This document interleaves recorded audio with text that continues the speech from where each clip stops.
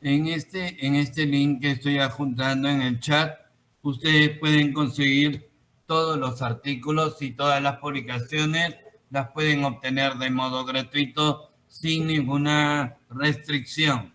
Prácticamente están publicadas todas en PDF y cada cierto tiempo se emite un documento de actualización. Eso es lo que ustedes tienen que tentativamente estar mirando. ¿Ok? Muy bien. Vamos a dar inicio. Voy a poner solo en presentación de pantalla para que ustedes puedan seguir. Como ustedes saben, trabajamos acá en el Instituto Nacional de Salud del Niño. Estamos próximos a cumplir 100 años de existencia. Estamos en el momento 93 años de existencia del Hospital del Niño. Ojalá que en algún momento se pueda permitir el abrir los campos clínicos y compartir escenarios. Uno de los hechos que siempre deben solicitar es el conflicto de interés. El conflicto de interés, ¿por qué es válido? Y esto para que ustedes vayan teniendo una idea. El conflicto de interés, si es que yo emito una opinión, un comentario o un hecho, fundamentalmente puede estar ligado a un componente, por así decir, de paga o de salario por determinada área.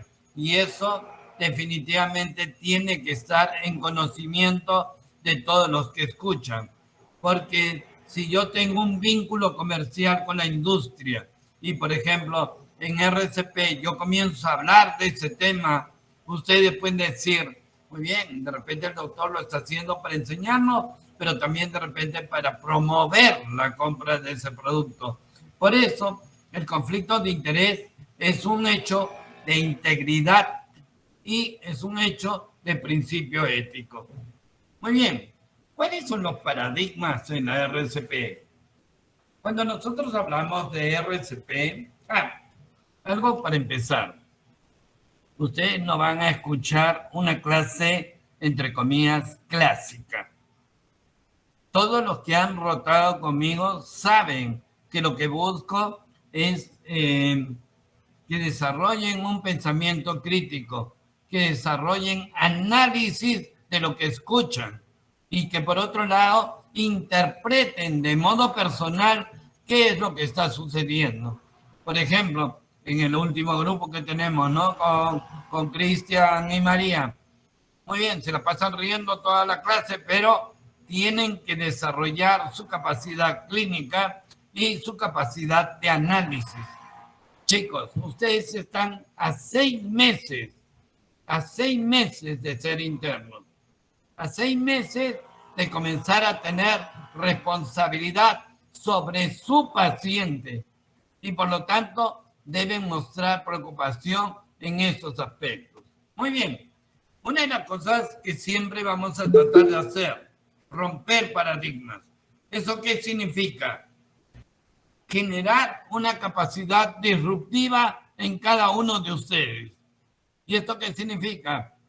Yo creo que siempre se hizo así. Es mi opinión. Entonces, ¿ustedes creen que eso es ciencia? Definitivamente, parte del tema del trabajo médico está sujeto al hecho de que definitivamente nosotros tenemos que saber qué es lo que está sucediendo en nuestro paciente. ¿Y eso qué significa? Definitivamente significa, por un lado, que nosotros debemos saber discriminar el hecho de que el hallazgo clínico de algo o la evidencia clínica de algo definitivamente está relacionada al tema de qué cosa evidencia la ciencia. Muy bien.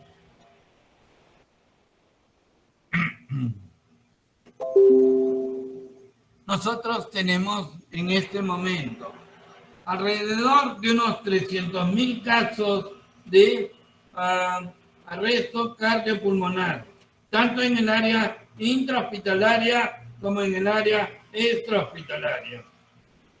Esos 300.000 casos significan básicamente a veces el tema de qué cosa está sucediendo realmente.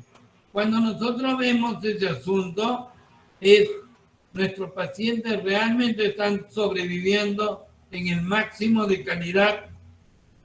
Es algo que nos preocupa. Definitivamente, nosotros tenemos que ver el aspecto. La morbilidad y la mortalidad se siguen manteniendo en un ritmo alto. Eso es algo que tenemos que definitivamente comenzar a examinar. 1 de cada 10 sobrevive en el lado extrahospitalario. 1 de cada 4 sobrevive en el área intrahospitalaria. Pero eso es básicamente en puntos que nosotros tenemos alto nivel de correspondencia. Tenemos que, por otro lado, mejorar los estándares de atención de nuestros pacientes. Una de las cosas es que tenemos que evitar el impacto neurológico, hacer que la RCP sea reintegrar al individuo a su condición normal. Tenemos que interpretar dos cosas, un área intrahospitalaria y un área extrahospitalaria. ¿Qué acciones debemos tomar a nivel de la comunidad? Reconocimiento y trabajo rápido. Algo que les he comentado, tiempo dependiente. Activación a través de sistemas de soporte de apoyo como, por ejemplo, los celulares. En Europa o en Estados Unidos, por ejemplo, uno tiene un arresto cardíaco y simplemente ese arresto cardíaco es asistido por el operador en ese momento a través de un sistema de apoyo por el área de soporte. Y esto es muy importante. ¿Ok? El otro hecho es que el entrenamiento de la RCP no debe ser una cuestión, bueno, pues vamos a darles una clase. El entrenamiento de la RCP debe ser un entrenamiento práctico. El otro punto, acceso público a la desfibrilación. Esta es una política. Ustedes hace un tiempo vieron como un asistente en el estadio sufre arresto cardíaco, se muere. ¿Cuál es la política que actúa en ese momento? Dijeron, bueno, vamos a hacer partidos sin público. O sea, esa no es la solución. La solución es tener grupos entrenados en la existencia de RCP y el acceso a la desfibrilación temprana. Lo más fácil es decir, bueno, ya pues, como no se conecta a Teams, no hay clase. No, hay que tratar de encontrar siempre una solución a un evento. La supervivencia, dijimos, área intrahospitalaria alrededor del 39,4% ahora, en la actualidad. Pero el área extrahospitalaria casi no ha cambiado esta condición. ¿Cuáles son los aspectos críticos de todo ello? Procesar, reconocer, identificar, graduar y actuación. Y esto se define en algo que siempre hemos hecho en las prácticas.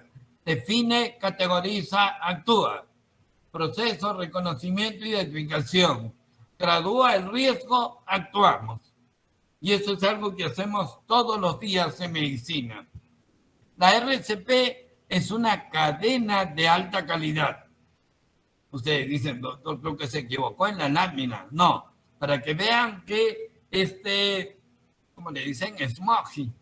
Puede ser una suerte de chiste, pero ¿cuántos de los médicos sabemos realmente RCP? ¿Cuántos de los que trabajamos a nivel de la comunidad sabemos ¿Cuántos de la comunidad saben RCP? Eso es algo que definitivamente ustedes tienen que promover. ¿Identificar es fácil? No. Definitivamente tenemos que tener capacidad de un manejo temprano, tratar de controlar la evolución de la enfermedad y minimizar el hecho de un evento severo, el paro cardiorrespiratorio. Cuando nosotros manejamos el paciente crítico, tenemos que tener una escala de atención.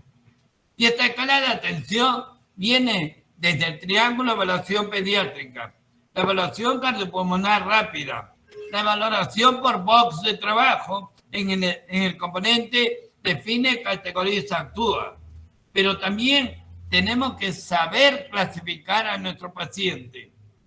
Para ello, tenemos que tener un abordaje, un reconocimiento temprano, el tratamiento de algo que ya nos hemos olvidado, las H's y las T's, la hipoxia, hipovolemia, acidosis, alteración metabólica, taponamiento cardíaco, toxinas. Todo ello son eventos controlables, pero que eventualmente, si el evento continúa, definitivamente lo que vamos a tener es un paro cardíaco. Tenemos que comenzar a recuperar el sentido común, la intuición, la experiencia.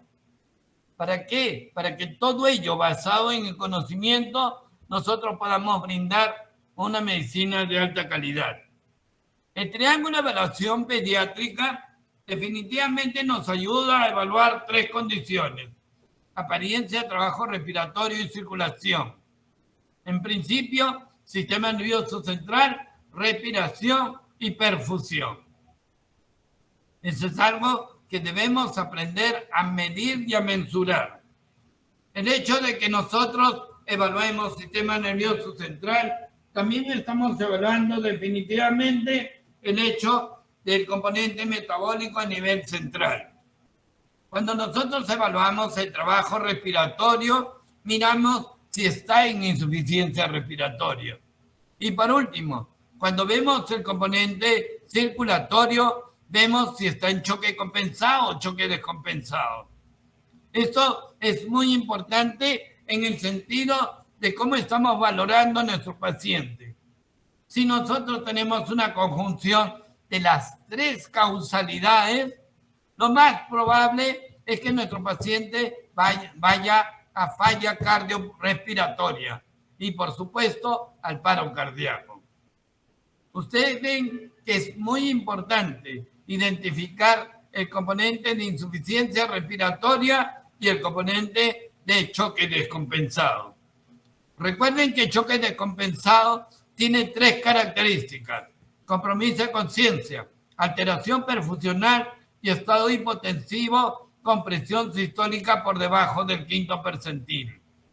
En la insuficiencia respiratoria tenemos una definición básicamente gasométrica, pero hay una condición que nosotros denominamos impending respiratory failure o falla respiratoria inminente, que básicamente nos mide un componente clínico de valoración. En el componente de atención y el componente de apariencia con sistema nervioso central, nosotros debemos ver una reactividad normal de acuerdo a la edad del paciente. La evaluación cardiopulmonar rápida nos permite evaluar conciencia, tono, reactividad.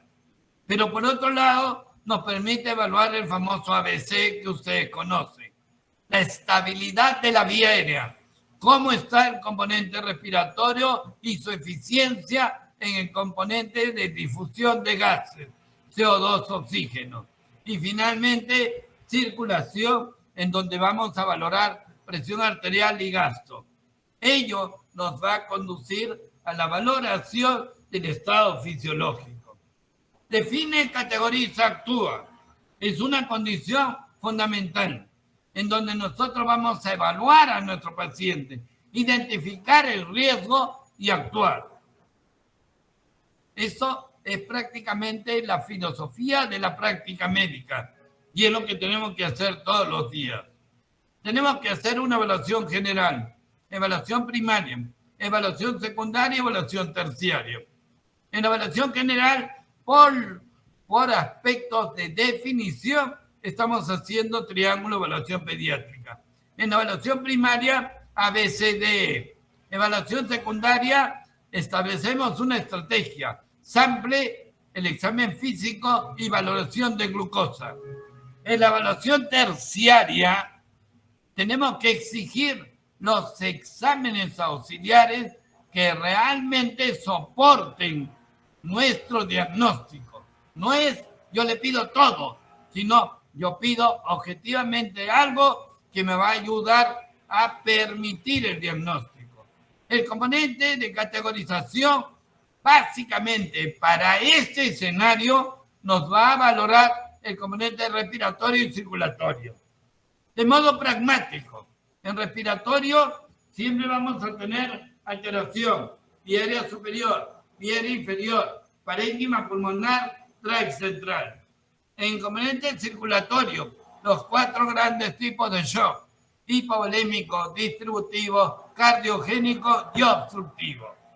Podemos tener una falla combinada y ello puede llevarnos a la falla cardiorrespiratoria. En cualquier momento nosotros debemos actuar.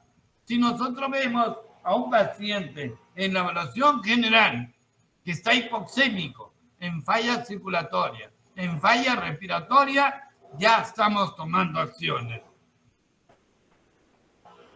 Hay un esquema que nosotros llamamos cadena de supervivencia.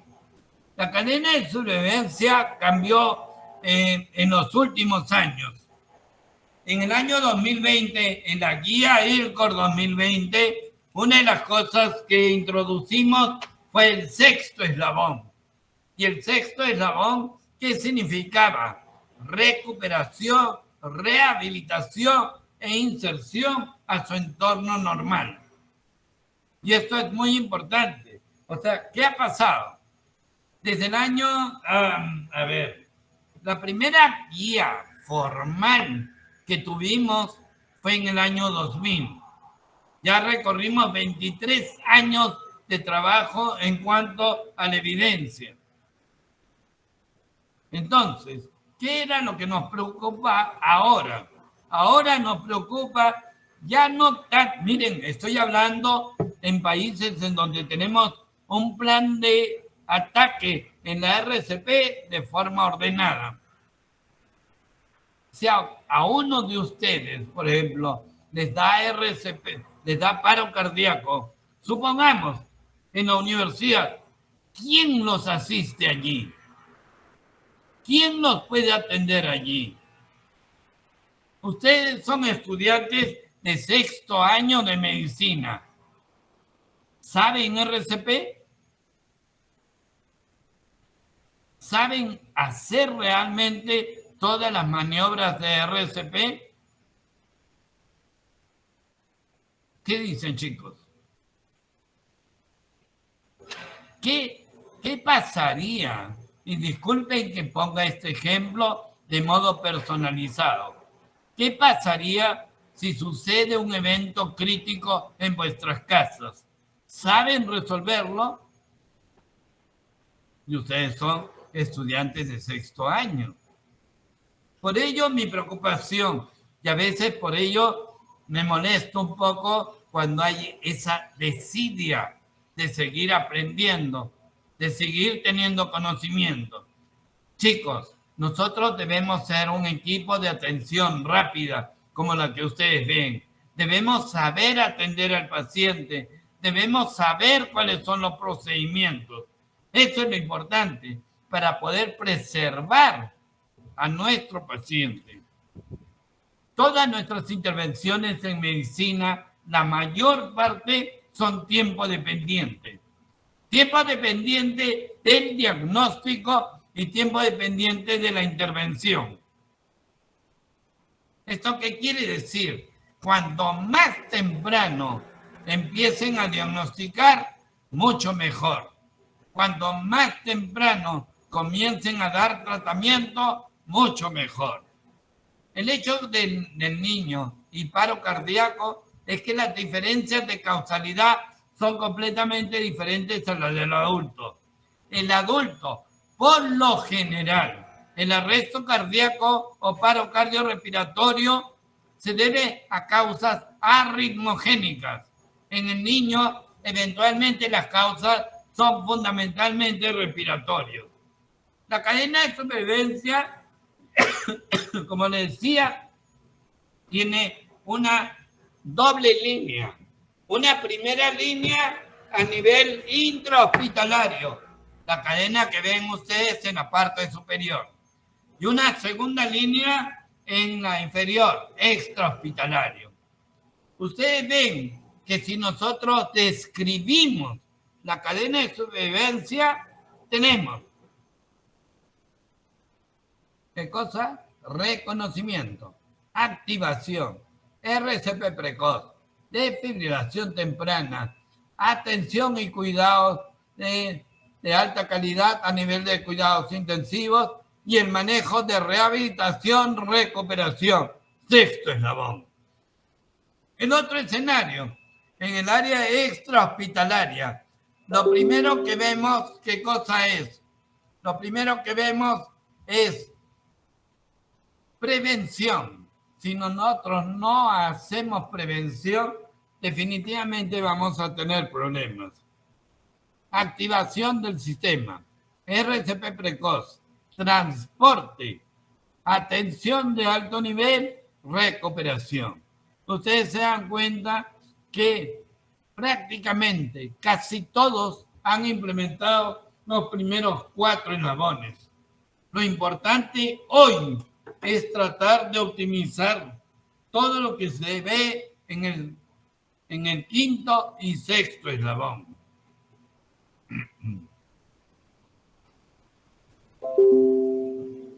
Cuando decía evalúa, define, categoriza, es algo que nosotros tenemos que chequear.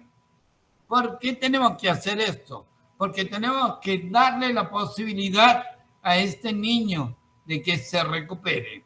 Por ejemplo, aquí nosotros vemos una simulación de arresto cardíaco. Miren cómo coloca la bolsa de ventilación manual. La mano está generando una estrategia llamada Easy Clamp y los deditos en este caso están pulgares apretando el área del esternón por fuera del apéndice foides. ¿Ok? Y ese es el esquema básico de manejo.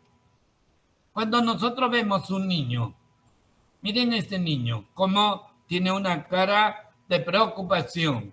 Él sabe que si no se recupera de su broncoespasmo, no se recupera de su problema respiratorio, se puede sentir mucho mal. Entonces, ¿qué cosas tenemos que hacer? Cuando lo primero que tenemos, hey, ¿estás bien? Es una pregunta global. Y es una pregunta global que nos puede permitir saber qué es lo que está pasando. Saber si el niño reacciona. Hey, ¿estás bien? Algo que le estoy pidiendo a ustedes. Hey, enciendan su cámara. Yo no sé si están allí. De repente prenden, se van, están jugando, qué sé yo. Pero el tema está en que la respuesta debe ser adecuada. Si el niño responde y el niño está respirando adecuadamente, es posible establecer un proceso diagnóstico. Si el niño no está respirando bien, tenemos que asistirlo. Muy bien, si aparte de ello nosotros evaluamos el pulso, no hay pulso, definitivamente empezamos rápidamente la RCP. Tenemos que tener este algoritmo muy claro para poder delimitar. Entonces, ¿cuál es el algoritmo que nosotros debemos manejar? 1. Seguridad en el escenario. 2. Evaluar la respuesta. 3. Activar el sistema. 4. Tocar pulso y mirar el patrón respiratorio. Si el patrón respiratorio está presente, por supuesto que puede haber pulso y hay que darle asistencia rápida. Si no hay pulso, empezamos rápidamente RCP. Si nosotros estamos solos, estamos dándole 32. Si estamos acompañados, 15-2. En el momento que llega el desfibrilador o el cardiodesfibrilador, estamos dando asistencia.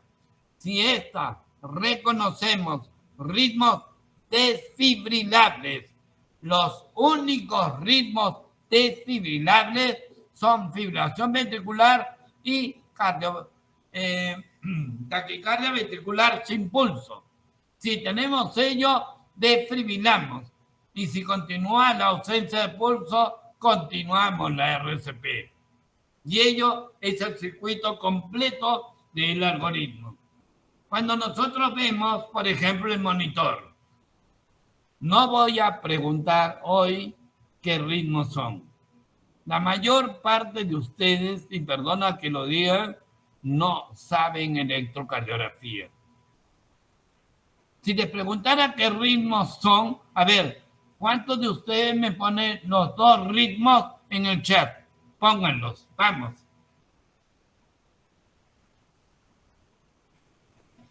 Son 25 personas, así que espero 25 respuestas. Vamos, chicos.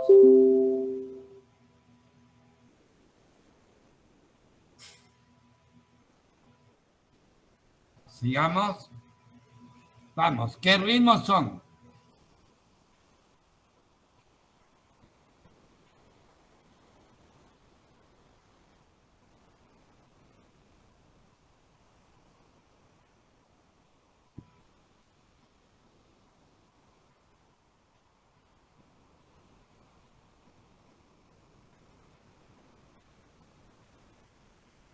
Muy bien, los dos ritmos fueron prácticamente diagnosticados por Darío.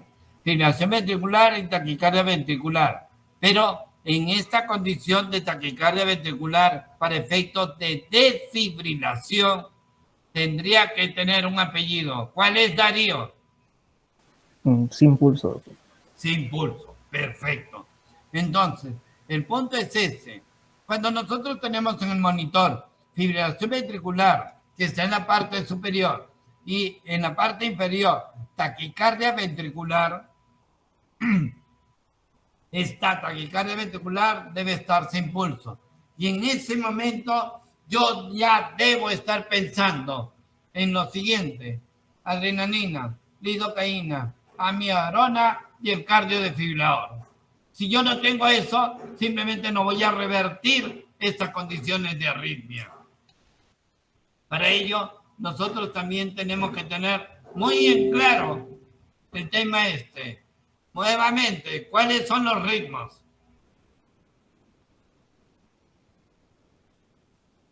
A ver, Darío, tú al último. ¿Cuáles son los ritmos? Para estar pensando yo en arresto cardíaco.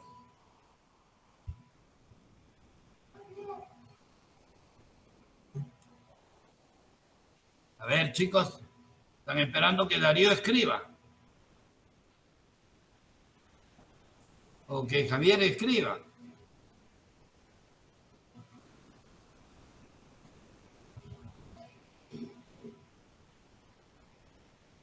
El primero es asistolia. El segundo es actividad eléctrica sin pulso o disociación electromecánica. Son ritmos de paro no desfibrilables. ¿Ok? No se les vaya a ocurrir poner las paletas acá. Si ponen las paletas, yo le pongo las paletas en el cuello a ustedes. ¿Ok? Pero el problema es este. Nosotros tenemos que saber desfibrilar y por ello saber los algoritmos correspondientes. Este es el algoritmo universal. Este es el algoritmo no es, Darío, no es un ritmo parece un ritmo regular. Definitivamente tenemos una conformación del PQRS que impresiona normal, pero la discriminación es que no hay pulso. Y al no haber pulso, no hay actividad mecánica. solo actividad eléctrica. Por eso se denomina disociación electromecánica o actividad eléctrica sin pulso. ¿Ok? Y entonces de ese modo se define como si fuera un paro cardíaco. Muy buena acotación ahí. Es un ritmo regular, diferente a estas dos condiciones. En fibrilación ventricular ustedes ven un ritmo caótico, desordenado, multifocal de activación ventricular. En cambio, en taquicardia ventricular, ¿por qué ven eso? Son complejos QRS anchos, ¿ok? Y entonces, incluso yo puedo definir el complejo como un complejo QRS ancho, pero de componente monomórfico, ¿ok? Y entonces ya se vuelve un poquito más complejo el tema de la definición. Cuando nosotros vemos el algoritmo principal del arresto cardiopulmonar, es este.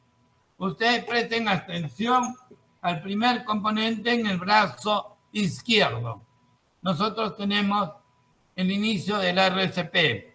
Recuerden, escenario seguro, inconsciencia, activamos el sistema, llamamos a pedir ayuda y estamos tocando pulso.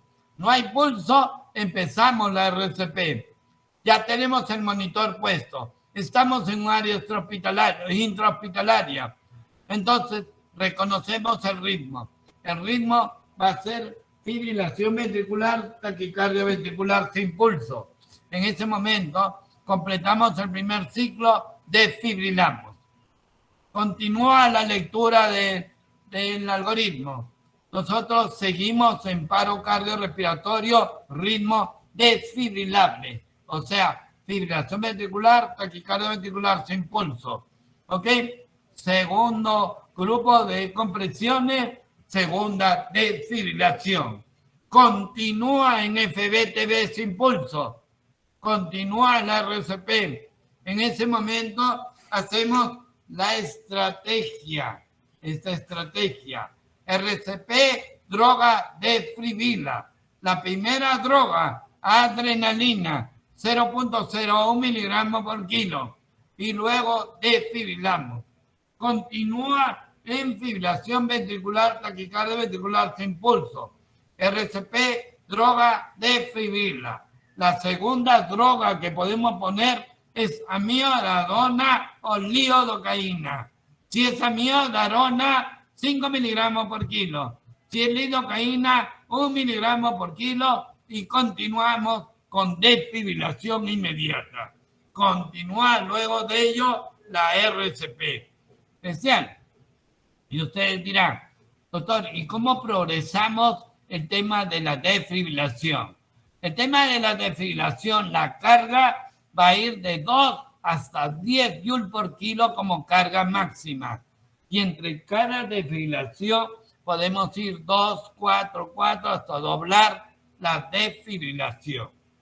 En el otro lado del algoritmo. ¿Dónde está? En el otro lado del algoritmo, es decir, en este componente, tenemos ritmos no desfibrilables. Aquí los ritmos, ¿cuáles son? Asistolia y actividad eléctrica sin pulso, ¿ok? O disociación electromecánica. En ellos, ¿qué es lo primero que tenemos que hacer? Epinefrina. La epinefrina, desde el primer momento, ha mostrado mejor grado de supervivencia. 0.01 miligramos por kilo dosis STAT. Y empezamos la RCP.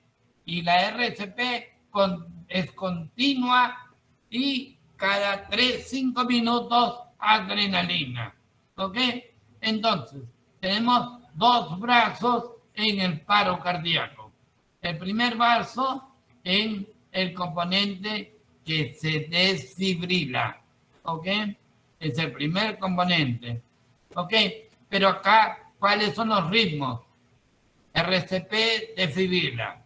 RCP desfibrila. 2 veces, ¿se dan cuenta? Y de ahí viene el esquema RCP,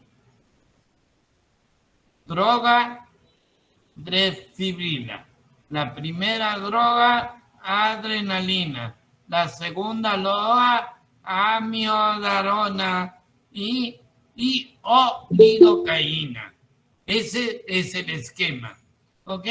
Y entonces eso nos permite atender rápidamente el arresto cardiorrespiratorio.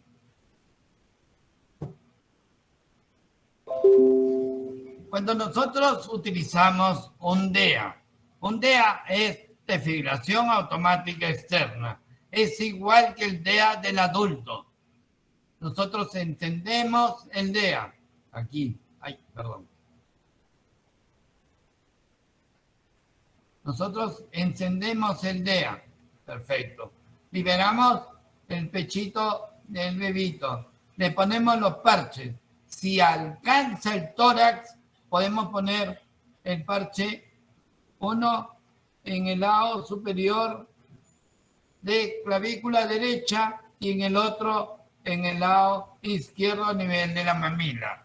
Pero si el tórax es muy chiquito, ponemos uno anterior como acá y otro en la espalda al mismo nivel. Y eso nos permite utilizar el tema de DEA. Una vez que están puestos los parches, estamos nosotros conectando el DEA. En ese momento, el DEA les dice, analizando, dejan de hacer RCP, se alejan y el DEA les dice, descargue. Y entonces aprietan el botón, en este caso que dice shock. Descarga y continúa la RCP. ¿Ok? Ese es el esquema para utilizar el DEA. Muy bien. ¿Qué otros ritmos debemos tratar de saber? Los otros ritmos críticos es el problema de las bradiarritmias. En las bradiarritmias, el esquema actual de la guía 2020 y las actualizaciones del año 21 y del año 22 nos dicen que el compromiso cardiopulmonar se valora. Antes, ¿qué teníamos? Bradicardia, valorábamos la respuesta y el esquema era adrenalina, atropina, marcapaso. Hoy, lo que tenemos que hacer primero es valorar si tenemos bradicardia, si hay compromiso hemodinámico y de acuerdo a eso hacemos acciones. Muy bien, si tenemos una bradicardia menos de 60 y tenemos compromiso hemodinámico, lo primero que vamos a hacer es adrenalina, 0.01 miligramos por kilo. Si continúa con bradiarritmia, podemos colocar atropina, 0.02 miligramos por kilo. Y si no, ponemos marcapaso a demanda para tratar de mejorar el gasto cardíaco y la presión arterial. El otro componente fundamental es evaluar las taquiarritmias. Las taquiarritmias tienen una consideración especial. Si yo tengo un lactante y tengo 220 de frecuencia, o tengo un niño y tengo 180 más, está calificado como una taquiarritmia. Pero esta taquiarritmia, ¿qué cosa vamos a valorar ahora? El tema de estabilidad cardiopulmonar. ¿Ok? Entonces, cuando yo tengo taquiarritmias en líneas generales, ¿ok? Lo primero que vamos a valorar es el punto de frecuencia, 220, 180, lactante niño. El tema es que también tenemos que tener valoración de EKG, compromiso hemodinámico. Muy bien. ¿Hay compromiso hemodinámico? Sí, perfecto. Entonces, en ese momento valoramos, aquí vamos a poner QRS.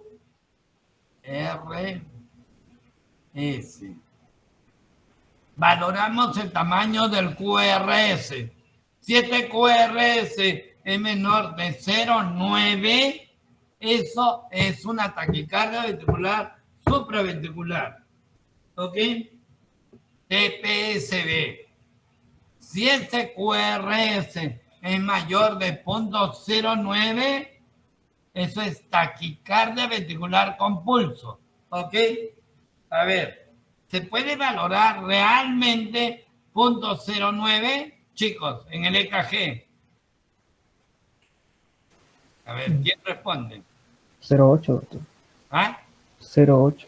¿Cómo? A 0,8. ¿Por qué, Darío? Porque 0,04 es cada cuadradito. Así es, por el componente de los tamaños de los cuadraditos. En realidad, esta valoración 0,09 está dada desde el punto de vista electrofisiológico.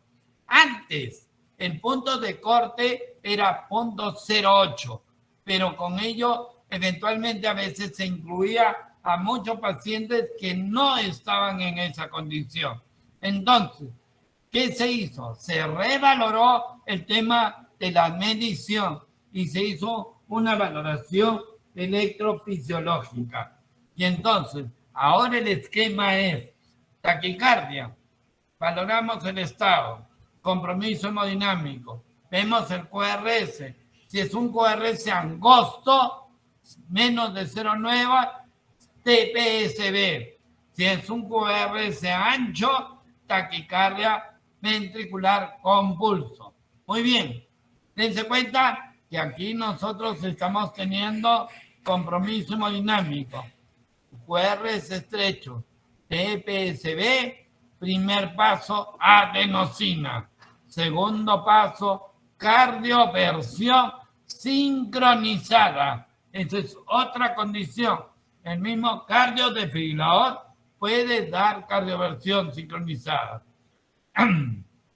Si el QRS es ancho, mayor de 0,9, es taquicardia ventricular, directo va a cardioversión.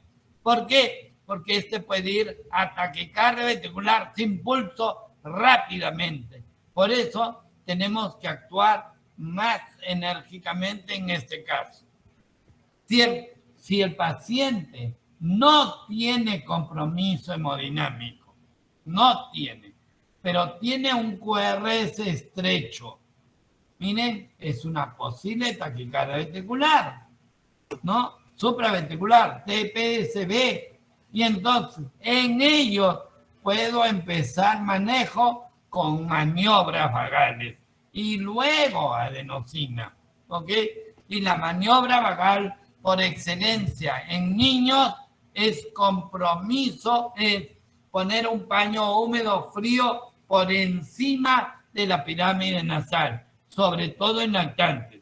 En niños grandes puedo tentativamente hacer maniobras vagales o, por ejemplo, masaje carotídeo unilateral o maniobras de Valsalva que hacen estimulación vagal. ¿Ok? Si nosotros tenemos un QRS ancho en taquicardia sin compromiso hemodinámico y tiene QRS ancho, es taquicardia ventricular con pulso.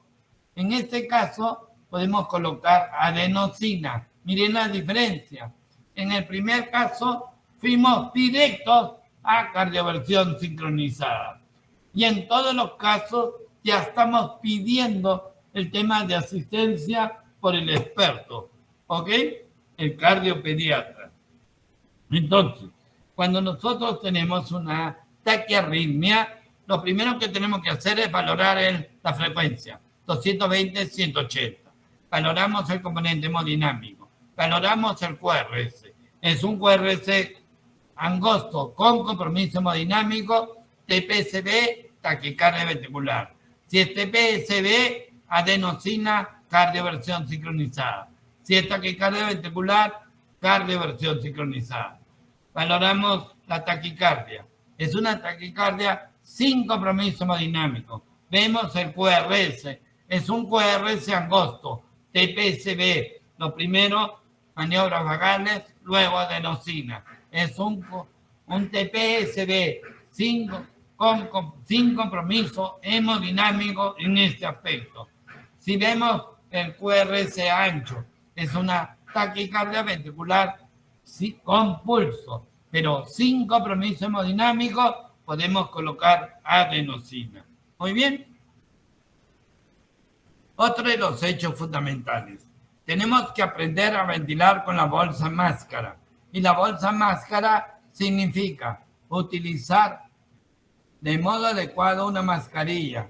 Esto se llama C y esto es la famosa E. Y esa estrategia se llama Easy Clamp, o sea, clampaje EC. Pero hay que tener una regla. Miren, dense cuenta que estos dedos deben estar solo en la parte ósea. Aquí técnicamente está mal, porque los dedos están presionando la base del área mandibular y eso obstruye la vía aérea. ¿Ok? ¿Entendieron, chicos? ¿No es cierto? Tienen que hacer un buen sello acá, la C y la E, solo hasta la base del arco mandibular, la parte ósea, nada más. Muy bien. La vía aérea, en líneas generales, debe dar, cuando ya estamos dando asistencia respiratoria, un componente más o menos de 20-30 ventilaciones por minuto. ¿Ok? Debemos aprender a revalorar el tema de la bolsa máscara. Y por otro lado, debemos considerar que el tubo traqueal debe ser un tubo traqueal con CAF. El tubo traqueal con CAF es una cosa muy parecida a esta. Ustedes tienen el tubo y el CAF es una bolsita que está en la parte distal del tubo. Justo es para poder sellar contra las paredes de la tráquea y no permitir fuga de aire. ¿Ok? Y por otro lado, ya no se realiza la maniobra de Selig o presión cricoidea. Ello llevaba más problemas que beneficios. Tenemos que aprender a hacer RCP de alta calidad. Buenas compresiones, buenas ventilaciones. Debemos permitir retorno del tórax. Debemos minimizar las interrupciones.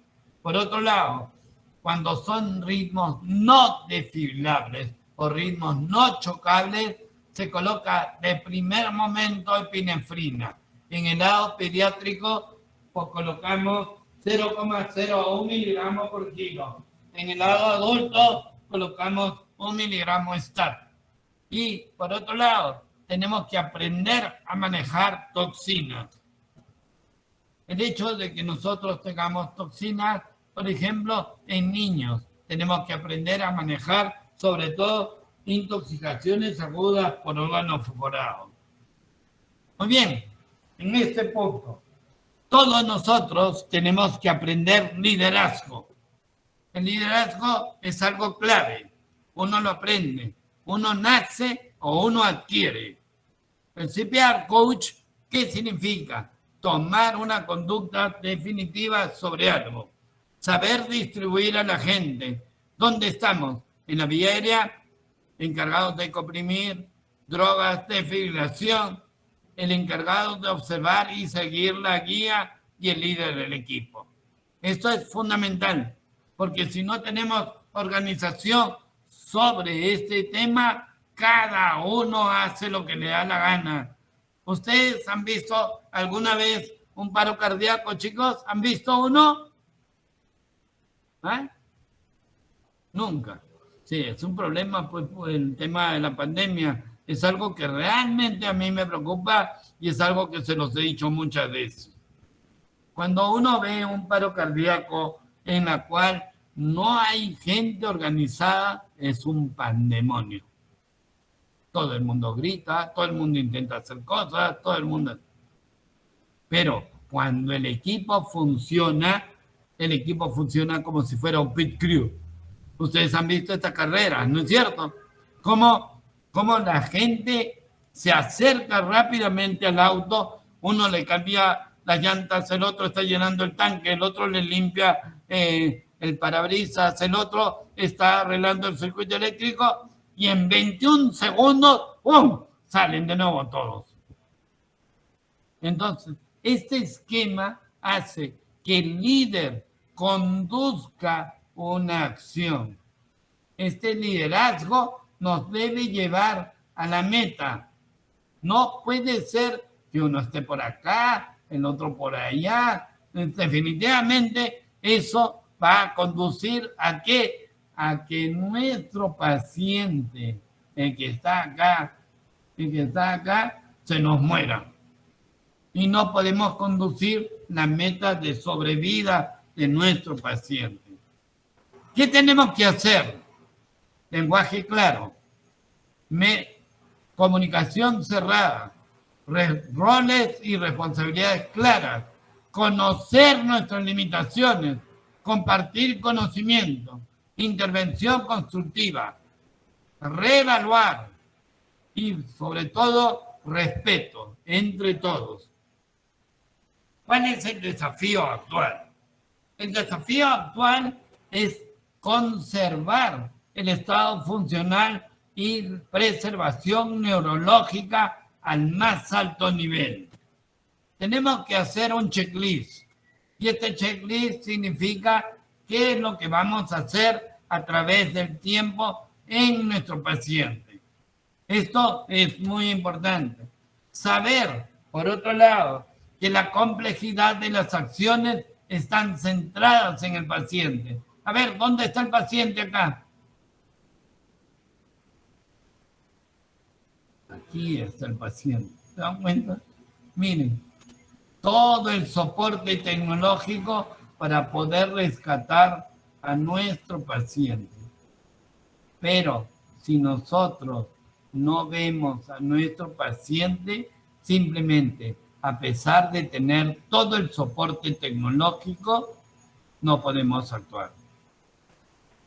Tenemos que vigilar gasto y presión arterial.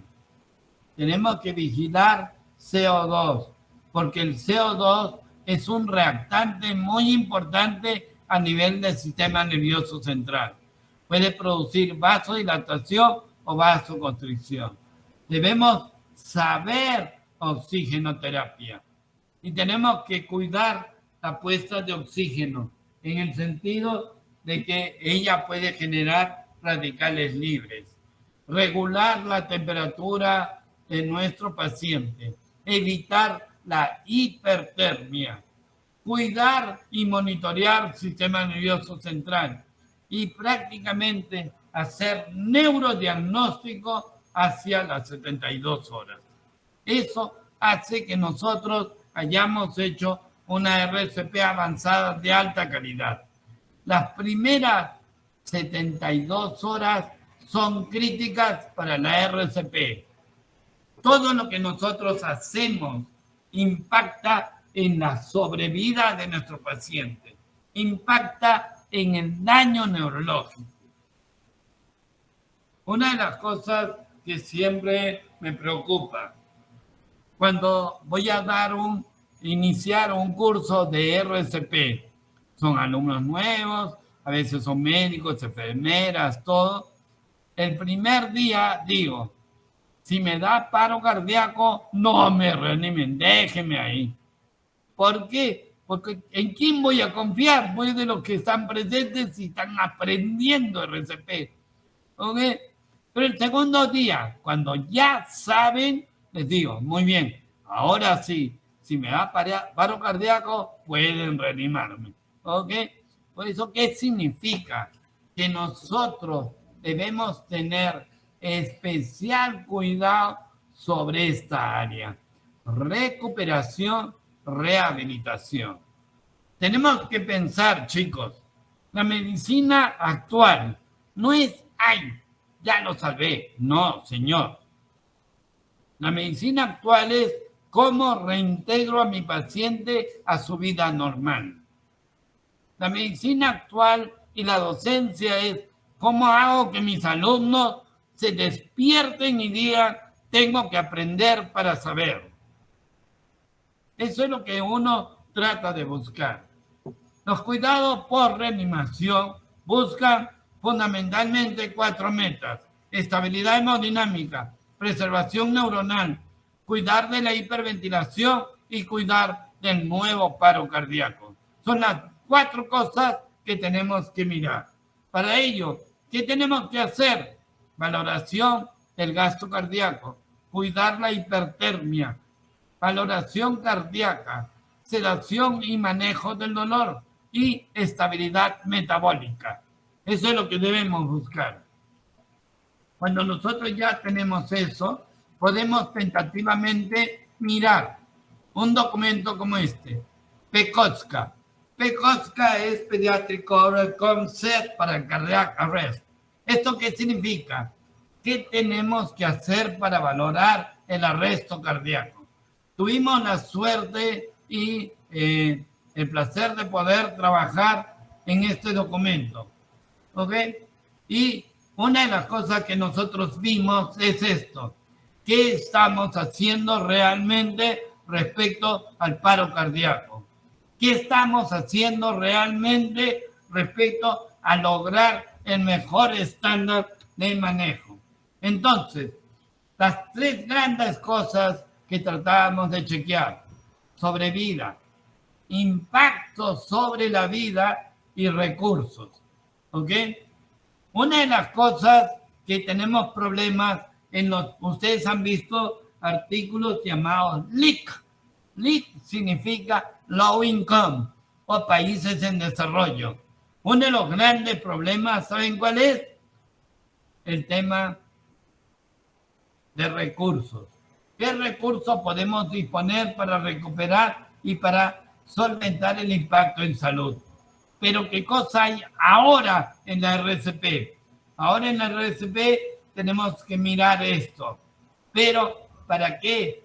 Para mirar el impacto en la sobrevida. ¿Cuántos de nosotros, si tuvo un paciente con paro cardíaco, yo a veces le pregunto a mis residentes, ¿sabes qué ha pasado con el bebito que reanimaste? ¿Cómo está desde el punto de vista neurológico? ¿Se integró de nuevo a su colegio? ¿Cómo está la vida de esa familia? Me dice, doctor, no sé nada. Hoy averigua si me avisas. Eso es lo que tenemos que hacer. Es una preocupación constante de nuestro paciente. ¿Qué cosa entonces nos interesa? La supervivencia, función cerebral, función cognitiva, habilidades para la vida diaria. Eso es lo que nos interesa. PECOSCA es un reto. Ya no es solo el paro cardiorrespiratorio. Es como ver que esos bebitos tienen un tema de impacto en morbilidad. Ya no nos preocupamos tanto en la mortalidad. Aquellos pacientes que tienen que morirse, se van a morir. Lo que impacta ahora es la morbilidad, la cantidad de daño que tentativamente nosotros podemos a veces organizar. Nuevamente, ¿cuál es entonces el escenario que debemos ver? Este de acá, ese de ahí. Ese es el escenario que debemos ver. ¿Cuál es el impacto de morbilidad de nuestro paciente? Tenemos que tratar de minimizar ese hecho. Tenemos que tratar de disminuir esa posibilidad. Una vez que sale, tenemos que tener los cuidados de post-resucitación adecuados. Y eso nos conduce a la estrategia de nuevo ABCDE. ¿Qué quiere decir eso? Tenemos que mantener una vía aérea bien. Tenemos que mantener un patrón respiratorio aceptable. Tenemos que tener un componente perfusional óptimo. Tenemos que disminuir la discapacidad y alteración neurológica. Y por último, tenemos que evitar los daños que lo llevaron al paro cardiorrespiratorio. Tenemos que recordar las H y las T. Hipovolemia, hipotermia, hipoxemia, hipocalemia, hipocalemia, taponamiento, tóxico, trombosis, neumotórax. Tenemos que saber también que la RCP activa mecanismos inflamatorios. Y este es un hecho fundamental. Si nosotros no tenemos ese concepto, simplemente estamos mal. Tenemos que enfocarnos en esto. Cuidar de esas causas. Cuando nosotros tenemos un tema de ese tipo, entonces estamos mal. Yo, por ejemplo, a veces veo en los alumnos, de repente alguien se está durmiendo a esta hora. Yo digo, ¿habrá tomado desayuno? ¿Habrá tomado una buena cantidad de glucosa para estar en la clase? ¿Su cerebro estará funcionando bien? Entonces, el componente metabólico me preocupa. Es cierto, ¿sí o no? Hay profesores que se molestan. ¡Ay, no te duermas! Pero hay que primero saber qué es lo que está pasando. Ahora, de repente la clase puede ser muy aburrida, todo el mundo se duerme, pues yo también me duermo. Entonces, el punto está, chicos, tienen que buscar siempre las causas, tienen que aprender, me voy a cansar de decirlos, tienen que aprender fisiología, tienen que aprender fisiopatología, tienen que aprender algo que se llama clínica integrada. Ustedes no pueden estudiar aislados, tienen que recordar farmacología, fisiología, física, química, todo. Eso hace que nosotros podamos hacer un buen manejo de las causas reversibles. Por otro lado, miren ustedes esto. Es bien interesante. Son las causas HCTs. Miren, y a partir solo de un análisis de gas. Y ustedes ven acidosis, lactacidemia, hipoxemia, hipercapnia, hipocapnia, calcio, potasio, hemoglobina, glucosa, calcio. ¿Cuántos de nosotros valoramos realmente todo esto? ¿Cuántos de nosotros realmente corregimos cada una de estas cosas?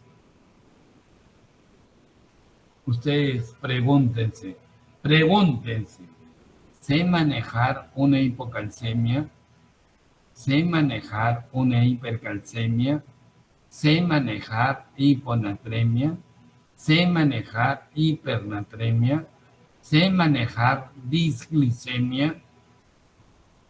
¿Cómo corrijo el estado ácido-base de mi paciente? ¿Qué cosa es anión GAP? ¿Cuándo se valora anión GAP?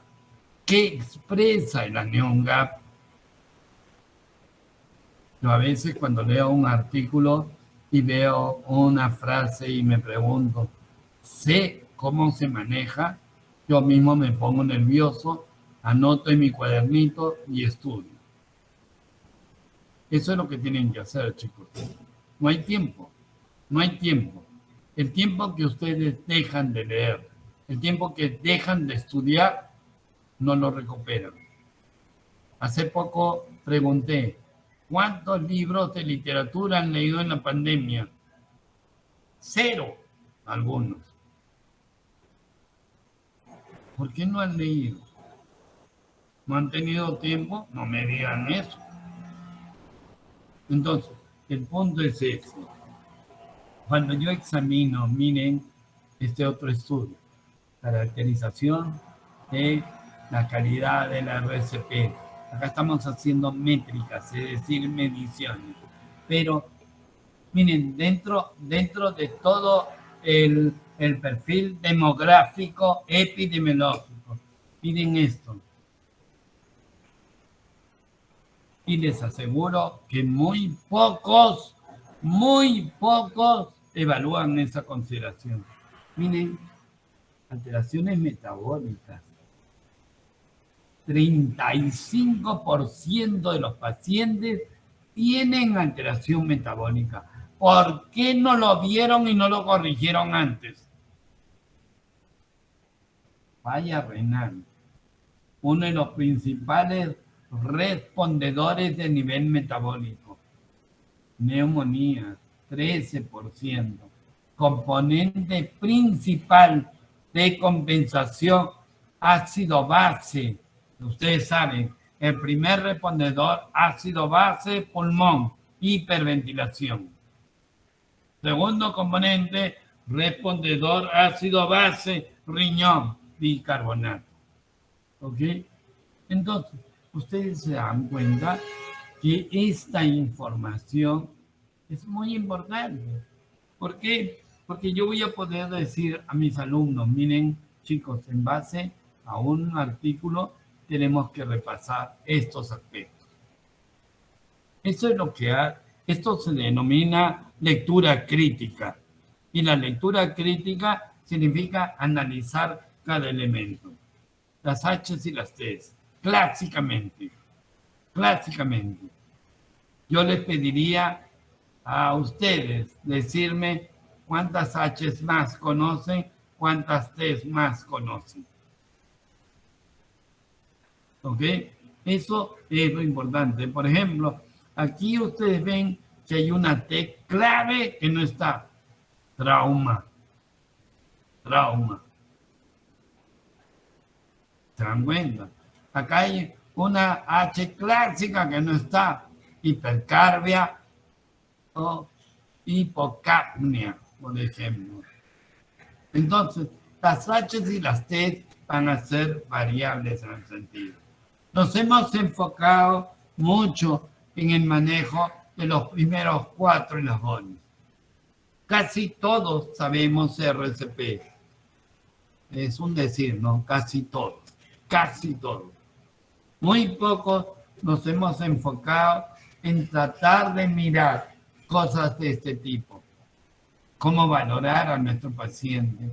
Cómo hacer que la RCP sea realmente de alta calidad.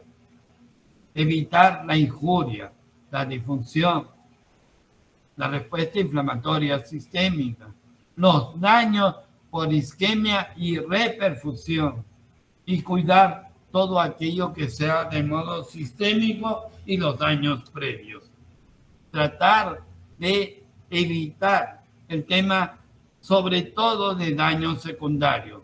El daño secundario, lo que ustedes ven ahí, es organizado por nosotros. El daño primario es lo que nosotros no vemos. Y es algo que tenemos que cuidar. El tratamiento debe ser guiado por metas. En todo. Ustedes hoy se sientan y dicen, muy bien, ¿cuánto de lo que me ha dicho el doctor Rafo he entendido? Voy a escribir. ¿Cuánto de lo que he visto no lo sé? Lo escribo. Y por lo tanto, comienzo a estudiar. Si yo no entiendo alguna de las cosas de cómo manejarlo, definitivamente tenemos un reto. El reto también es cuándo comenzar a cuidar y cómo medir esa discapacidad. Parece ser que las 72 horas en la valoración neurológica se ha vuelto un punto de corte temprano. Nuevamente, recordar que los cuidados postparo son integrales. No podemos hacer solo algunas cosas. Tenemos que tener metas claras, hemodinámicas. Presión arterial media, presión venosa central, gradiente de presiones, saturación venosa mixta. Y por otro lado, recordar que el tema de los grandes nutrientes del cerebro, glucosa, oxígeno. Tenemos que cuidar ello. y por lo tanto hacer preservación neuronal. Les hablaba mucho sobre temperatura. En niños no hay trabajos contundentes respecto al tema de hipotermia. Mucho más se ha orientado al aspecto de normotermia y cuidado de la hipertermia.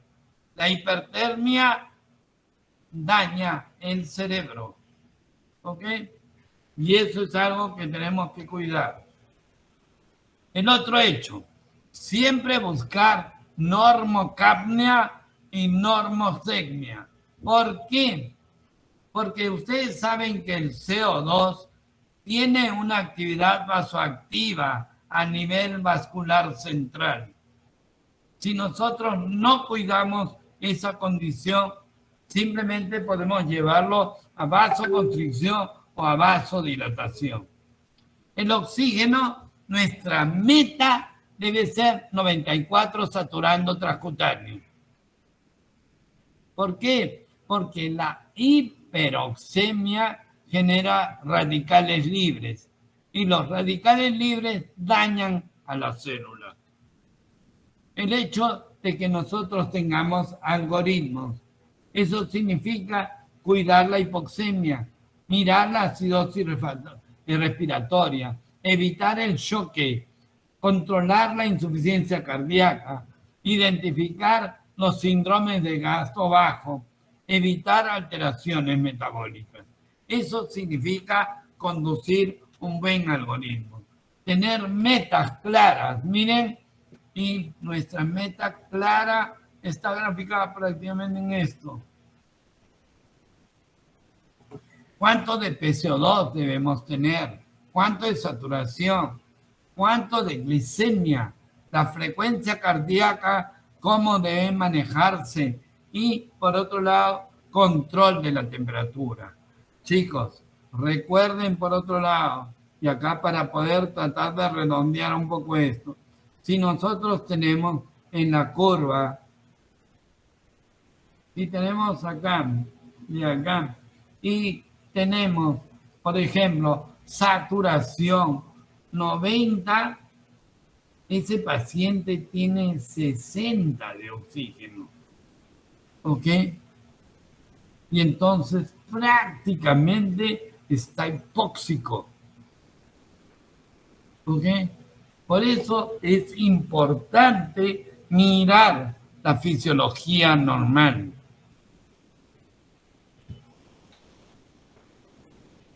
La optimización por metas nos permite otras cosas. Hay un concepto llamado autorregulación cerebrovascular. Es decir, el cerebro es increíble. Cuando uno lee estos artículos, es espectacular. Cómo los mecanismos de defensa a nivel cerebral preservan las zonas de alto valor. Por ejemplo, las zonas de alto valor son cerebro medio y tronco. Es lo último que cae en el componente perfusional. ¿Se han dado cuenta? Por eso a veces queda lo que nosotros llamamos los estados vegetativos persistentes. Y entonces tenemos que entender cómo funciona nuestro cerebro.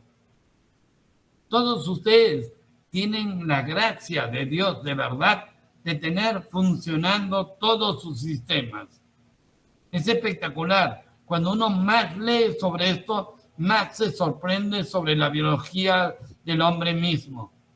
Cómo el cerebro se protege, cómo hace que esos componentes que ustedes ven en toda esta línea no sucedan en el cerebro y el cerebro se proteja. Y miren, solamente acá en este listado he puesto las pocas cosas que pueden intervenir en el daño global del cerebro. Todo ello se activa en el momento del paro cardiorrespiratorio. Puntos claves, casi finales. Identificar al paciente no es complejo. requiere entrenamiento, requiere sistemas de evaluación, requiere prioridad en el manejo. No hay nada mejor que un buen examen clínico, una buena historia clínica. Chicos, no, algo que siempre les digo, no aprendan la historia clínica del formato, aprendan la historia clínica vivencial.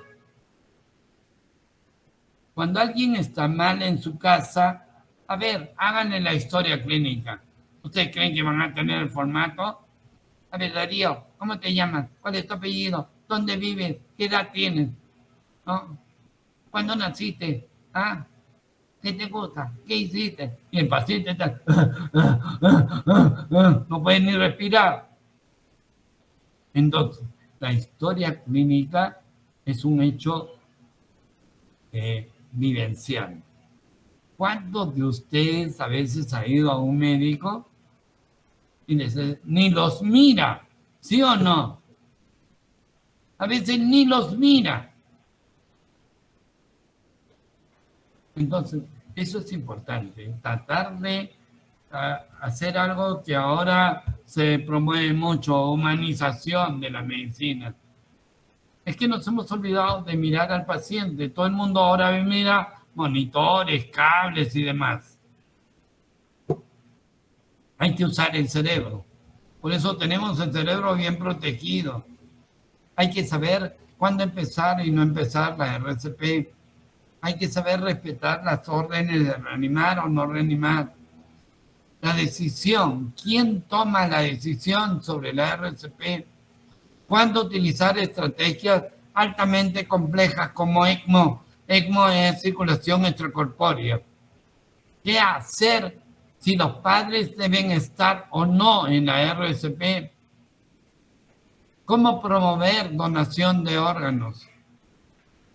La docencia en la RCP, no, yo soy enemigo de esta clase, a mí me irrita. Esta clase solamente es informativa. La RCP debe ser hecha de modo práctico. ¿Cuántas veces he pedido que exista realmente un sistema de simulación para RCP? La RCP no la podemos enseñar así. ¿Cómo sé yo que, por ejemplo, Víctor Ángel o María saben comprimir? ¿Cómo sé yo, por ejemplo, que Darío sabe administrar un medicamento si él estuviera solo en emergencia? ¿Cómo sé yo, por ejemplo, que Luis Manuel reconoce una arritmia? Eso solo lo voy a saber cuando haya un evento práctico de la enseñanza en la RCP. Tenemos que comenzar a preocuparnos más por nuestros niños. Tenemos que comenzar a preocuparnos más por lo que sabemos. Cada uno de nosotros es un líder. Cada uno de nosotros debe asumir ese liderazgo. Cada uno de nosotros debe cuidar la salud de nuestra población. La RCP es solo un punto de ello. Muy bien, chicos. Si hubiera preguntas...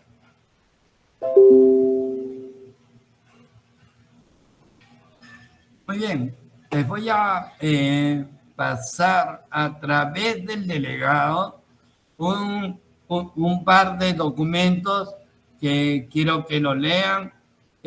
Fue un esfuerzo muy grande, no solamente a nivel global, sino también a nivel de Latinoamérica, sobre los llamados consensos en reanimación cardiopulmonar. Muy bien, chicos. Gracias. Si no hay preguntas, ha sido un placer. Nos estamos viendo y ya saben, cualquier cosa, acá siempre estamos disponibles. Cuídense mucho y nos vemos. Muchas gracias, doctor. Hasta luego. Cuídense. Hola, María. Gracias, doctor. Gracias, doctor. Nos vemos. Chao. Gracias, Cuídense.